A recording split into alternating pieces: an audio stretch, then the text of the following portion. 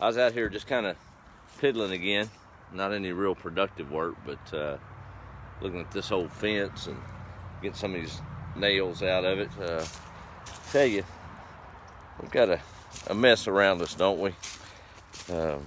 Just people are so angry, and I guess I could be counted in that camp from time to time, working through this nails on this fence. And I remember a story about a little boy that had a bad temper problem, and really resonated with me the last few days as we try to grasp the thoughts in the world around us and different views and the arguing and the pain that we see. Sometimes it's best just to take the high road and not be angry.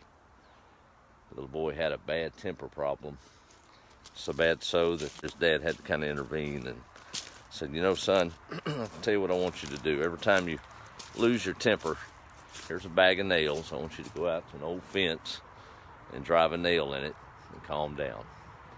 First day, he went through 37 nails in a day. Pretty bad angry problem, huh? Well, as the days progressed, the nails became less and less frequent. As he understood it, it was kind of tough driving those nails in that fence, and maybe it was just easier to hold his tongue. Time progressed, and finally, the day came where he didn't have to drive a nail. He was able to hold his temper. He ran to his dad. He said, Dad, today I didn't have to drive any nails. I was able to hold my temper. He said, that's very good, son. Here's what I want you to do. For every day that you don't lose your temper, go pull a nail out of that fence. I said, okay. So time marched on, and the days passed with no loss of temper, and he'd pull a nail out of the fence until finally all the nails had been pulled out of the fence that he had driven in anger in the past. He went to his dad and he said, Dad, I pulled the last nail out today. He said, son, you've done well. And he took him by the hand, and they went to that old fence. And he said, son, look at the nail holes in that fence.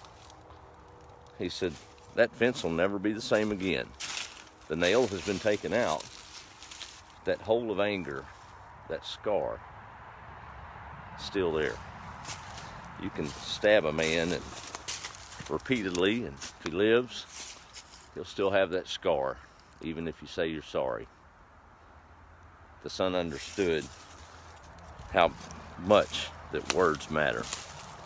Sure hope I'm growing in that regard, because I think the tongue is probably the most unbridled member of our body, isn't it?